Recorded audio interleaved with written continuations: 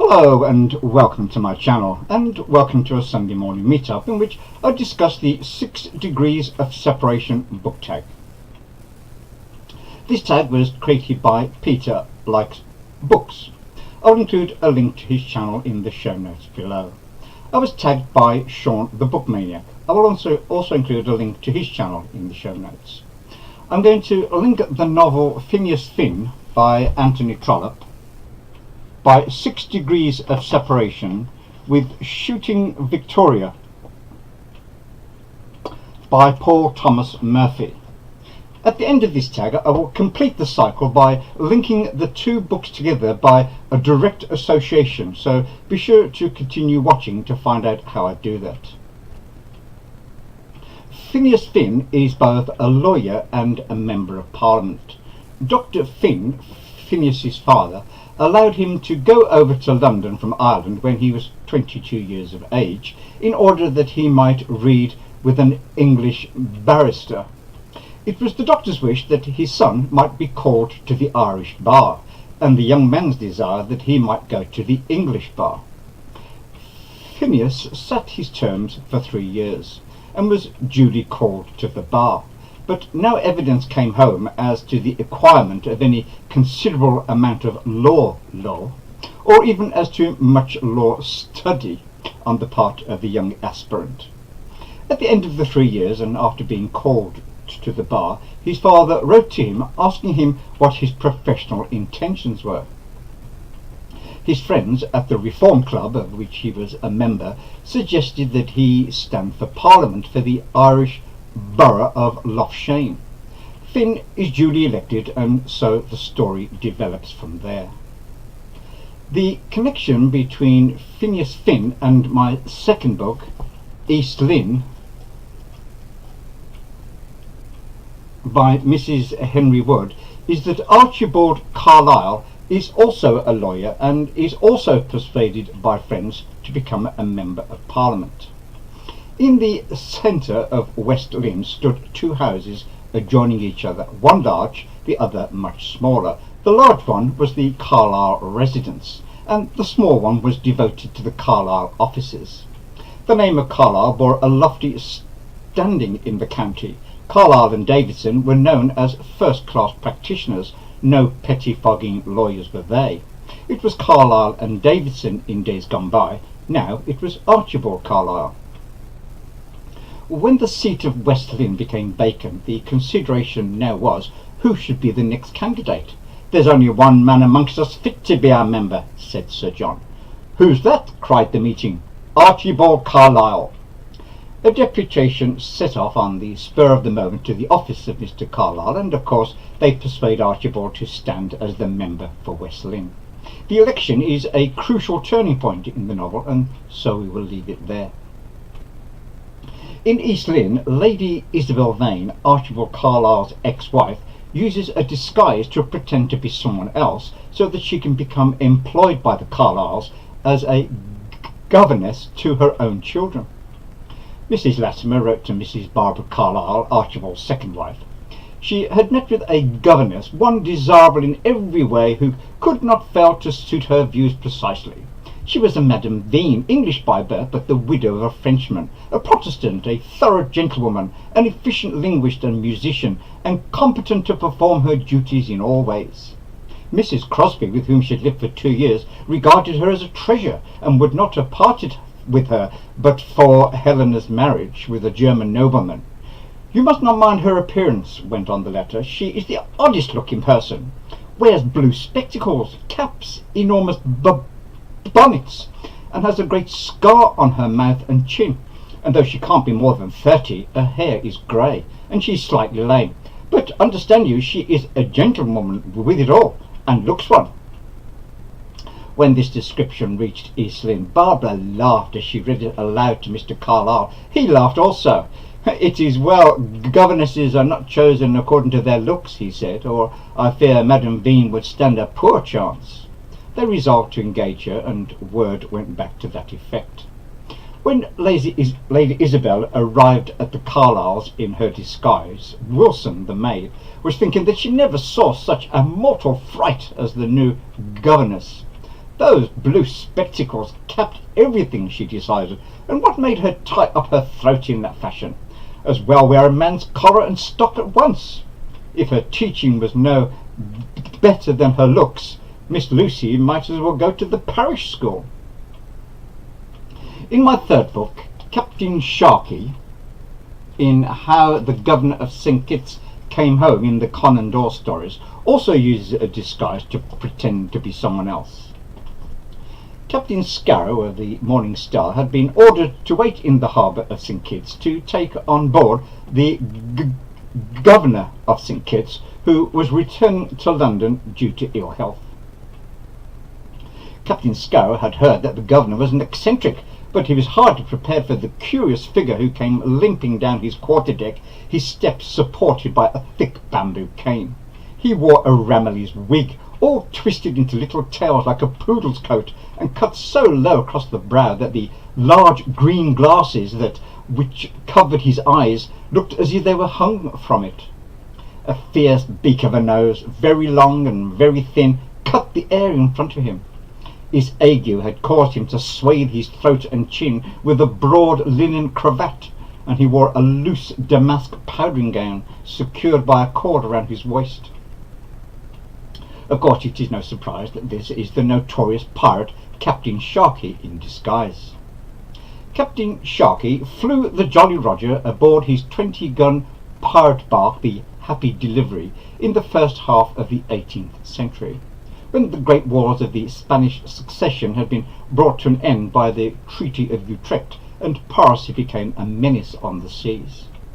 In my fourth book, The Venetian Years, the first book of the Memoirs of Jacques Casanova, he writes about his life also in the first half of the 18th century. The pirates conquered by violence and acquired wealth by force. Casanova conquered by using charm and deception. Through an extraordinary set of circumstances, Casanova wins the friendship of some influential people who he deceived into believing that he had some great Kabbalistic powers. As a result, Casanova was set up as a nobleman and had access to large sums of money. Casanova was a great lover of women, and my fifth book is The 6 Wives of Henry VIII by Antonia Fraser. Henry was also a great lover of women.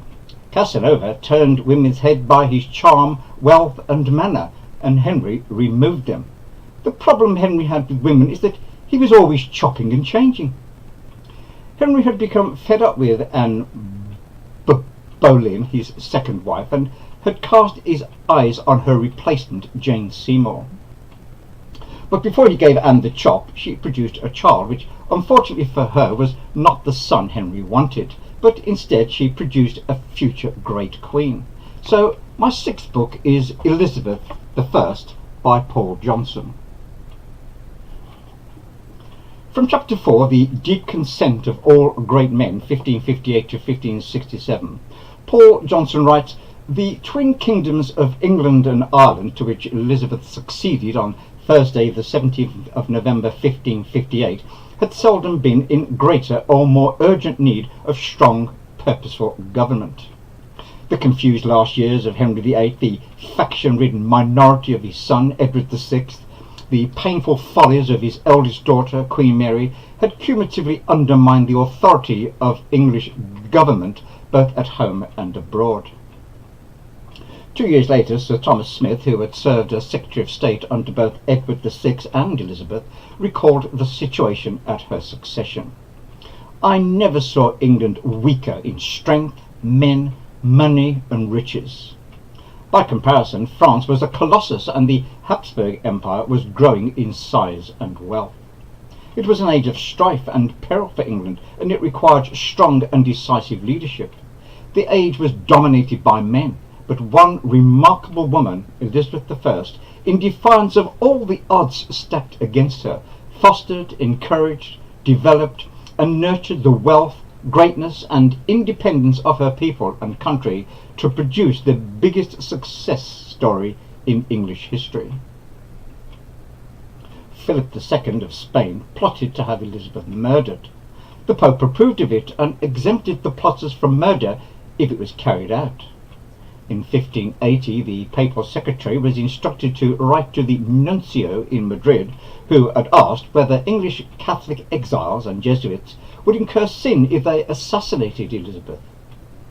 His letter ruled, "Since that guilty woman of England rules over two such noble kingdoms of Christendom, and is the cause of so much injury to the Catholic faith, and loss of so many million souls, there is no doubt that whosoever sends her out of the world with the pious intention of doing God's service, not only does not sin, but gains merit, especially having regard to the sentence pronounced against her by Pius V of holy memory."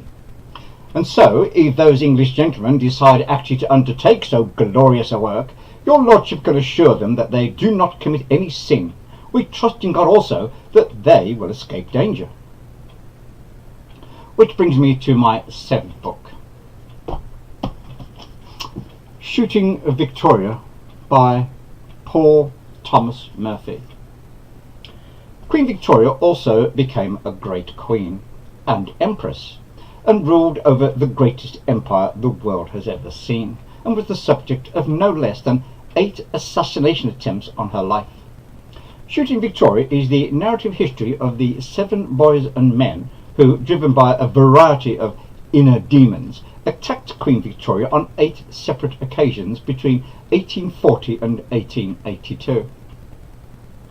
And as all but one of her 7 would-be assassins attacked her publicly with pistols, Shooting Victoria, in the most obvious sense of the action, befits the title of this book. So now to complete the circle. Queen Victoria had as one of her prime ministers Benjamin Disraeli in 1868, and again from 1874 to 1880, and one of the prime ministers in Phineas was based on Disraeli. From page 26 of my Oxford World's Classics edition, Dubby would give his toes and fingers to remain in. Dubby was the ordinary name by which, among friends and foes, Mr. Daubeny was known. Mr. Daubeny, who at that time was leader of the Conservative Party in the House of Commons. The note to this says, Daubeny resembles the Conservative politician Benjamin Disraeli, 1804 to 1881, who was Queen Victoria's Prime Minister between February and December 1868, and again between 1874 and 1880. What the note does not add is that Disraeli was commonly called Dizzy. Dobby? Dizzy. Dobby? Dobby. Dibby, Dobby, Dobby. Dizzy. As an added bonus, I can highly recommend the 2-volume fictional biography of Benjamin Disraeli by David Butler. They are excellent, as is the TV series of the books. This is an old tag, so if you haven't done it yet, consider yourself tagged. Yes, I mean you. In my forthcoming Wednesday interlude, I will be shining the spotlight on Bertie Wooster and P.G. Wodehouse. So be sure to ring the notifications bell if you want to learn more about Bertie Wooster in particular and P.G. Wodehouse in general. So that's all, folks. Remember to comment, subscribe, like and share, and I'll be back soon with another BookTube video.